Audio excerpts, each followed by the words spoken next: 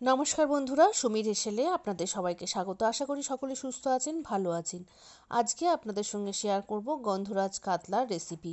খুব সহজ এই রেসিপি, আর গরমকালে এই গন্ধরাজ কাতলা খেতে অসাধারণ লাগে। চলুন রেসিপিটা দেখে নেওয়া যাক।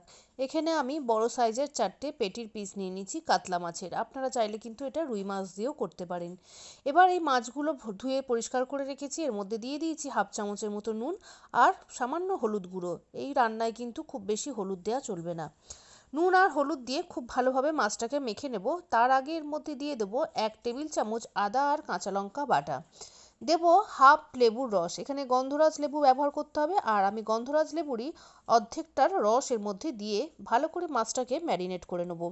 মাছটাকে ম্যারিনেট করে ভালো করে মাছের গায়ে মশলাটাকে মাখিয়ে নিয়ে আধ ঘন্টা রেখে দিলে খুব ভালো হয়। তাতে মাছটাও ভালোভাবে গন্ধরাজ লেবুর গন্ধটাও বেশ ভেতরে চলে যায়, আর নুন মশলাটাও খুব ভালোভাবে ঢোকে। ম্যারিনেট করে আধ ঘন্টা রেখে দিতে হবে। তাই জন্য আমার এই রেসিপি যদি আপনাদের ভালো লেগে থাকে তাহলে অবশ্যই একটা লাইক করতে ভুলবেন না। কমেন্টসের মাধ্যমে জানাবেন আপনাদের কেমন লাগলো। আর আপনি যদি আমার নতুন বন্ধু হয়ে থাকেন তাহলে চ্যানেলটিকে সাবস্ক্রাইব করে পাশের বেল আইকনটিকে অবশ্যই ক্লিক করে দেবেন এই ধরনের নিত্য নতুন রান্নার রেসিপি পেতে। মাছটাকে ম্যারিনেট করে রেখে দিয়েছি। এবারে আমি গন্ধরাজ লেবুর জেস্টটাকে বার করে নেব। একটা বড় সাইজের লেবু নিয়েছি আর একটা গ্রেটার নিয়েছি। গ্রেটার দিয়ে লেবুর জেস্টটাকে জাস্ট হালকা করে বার করে নেব। নিচের দিকে টানতে হবে, দুপাশে কিন্তু টানলে সাদা অংশটা বেরিয়ে আসবে। আর সাদা অংশ যদি বেরিয়ে যায় তাহলে সেক্ষেত্রে কিন্তু মাছটা খেতে তেতো হয়ে যাবে।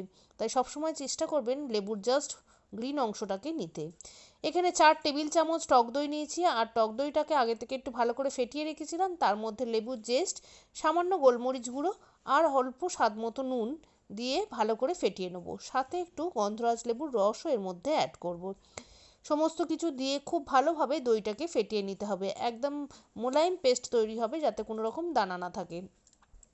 এবার যে পাত্রে আমি দই দিয়ে মাছটাকে ম্যারিনেট করব সেই পাত্রটা নিয়ে নিয়েছি, এবং তার মধ্যে প্রতিটা মাছ নিয়ে ভালো করে তার গায়ে দইয়ের প্রলেপটাকে লাগিয়ে দেবো।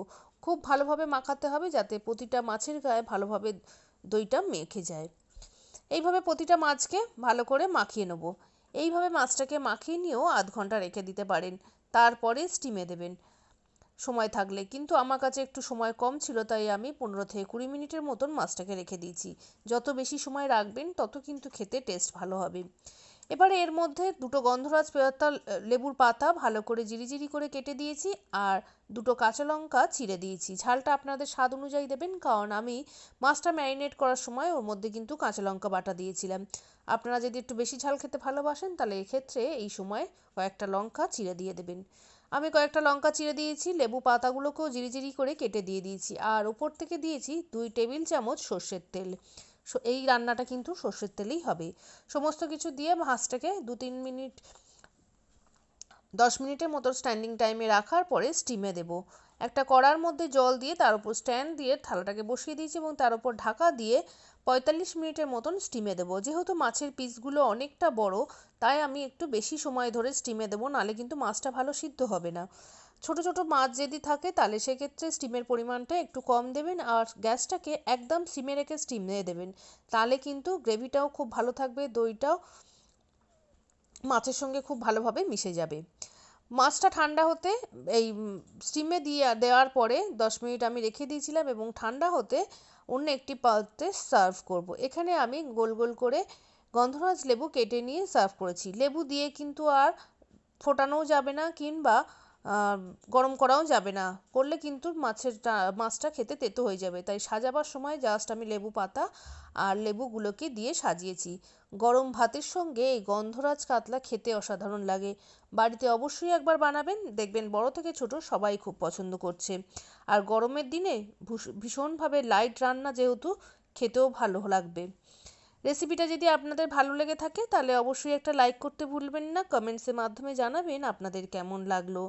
আপনারা কে কোথা থেকে দেখছেন কমেন্টসের মাধ্যমে জানালে খুব ভালো লাগবে। আর আপনি যদি আমার নতুন বন্ধু হয়ে থাকেন তাহলে চ্যানেলটিকে সাবস্ক্রাইব করে পাশে বেল আইকনটিকে অবশ্যই ক্লিক করে দেবেন এই ধরনের নতুন নতুন রান্নার রেসিপিতে। আজকের মতন এতটাই।